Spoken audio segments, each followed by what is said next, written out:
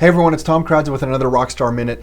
And one of the factors that we look at in the Toronto and Hamilton and the entire Golden Horseshoes real estate market is the amount of money flowing in here from China. So the media tells us about 5%. And in other blog posts that we've written in the past few months, we've kind of broken it down to think that it could be up to like 20% of this current market in the Golden Horseshoe is being driven from the money flowing in here from China. So I mean, it's debatable. We're making some guesses with our number, but it's between, maybe 5% and 20%. So it's a fairly decent impact should that money stop flowing from China. So how do we watch the Chinese money flow? So today we're going to jump on my computer again and I'm going to show you some of the things that we look at to track what's happening with the Chinese money out of that country. So let's jump on my computer now and we'll show you. Here in Google, we're going to type, China foreign reserves.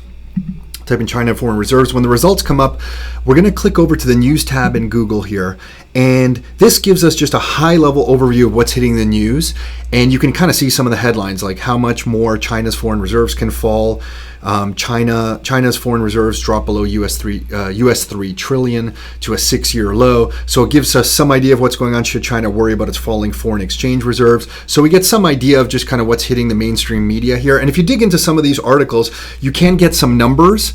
So it's kind of interesting, but we prefer to go directly to the data source. So if you click back on the All tab here and go back just to the web results in Google for China foreign reserves, if you look for this URL, if you're going to do this yourself, look for these guys here, this URL, and if you click on them and come to this website here, the default chart is somewhat interesting. You can kind of see an outflow or a decrease in Chinese foreign exchange reserves. But if you click on the max tab here, it gives you a lot of perspective.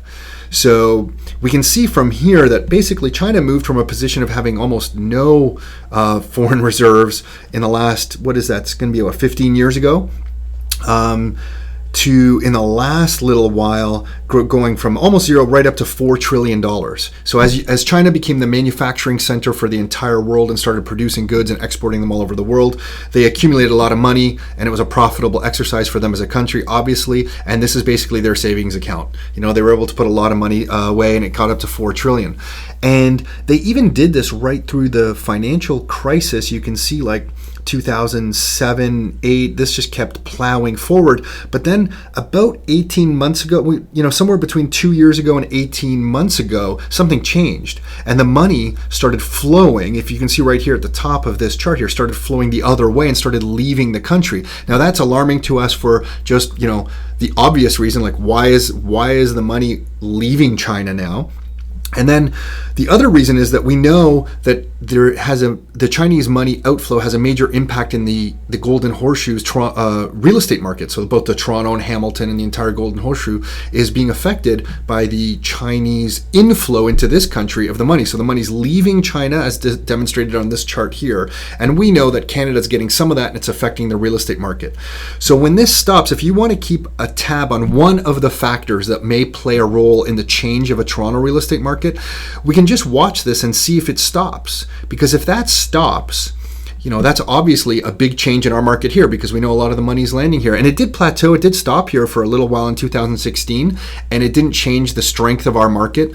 So if it does plateau by itself, it might not be a huge impact, but if the Chinese money stops and then there's another change, like a drastic change in interest rates or a drastic change in the way people can qualify to get mortgages or the amount that you have to use for a down payment, that change of money inflow into Canada from the outflow of Chinese foreign reserves plus other factors together could affect the Toronto real estate market. So these are one of the things you want to keep an eye on. So you can just kind of look at this chart, or if we go back to Google and you hit on the news, if you're just looking at the headlines, what you can keep an eye out for is, are there any capital controls? So as soon as we see China slap on any capital controls, and if that hits these headlines, if you see the words capital controls in place in China, it means they're trying to block the outflow of money, and that would be an obvious sign for us that we're not going to have as much Chinese money flowing into Canada, or it wouldn't be as easy for the Chinese to get it out of their country with capital controls, and it could affect us here and could affect the real estate market.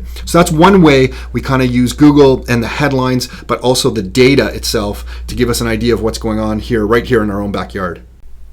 Okay, so hopefully that gave you an idea of kind of what to Google up, some charts we look at, some headlines we look at. And again, this isn't everything that we look at. This is just one of the things that we're looking at that may impact the Toronto market. So the Chinese money flow in here, interest rates, changes to mortgage rules, different bank situations around the world that might ultimately impact Canada, different political things. So all of this together is stuff that we're watching. This is just one little factor, but it's an important enough factor. We think everybody should be able to keep their eyes on it themselves. So hopefully you found that useful. Until next time, your life, your terms.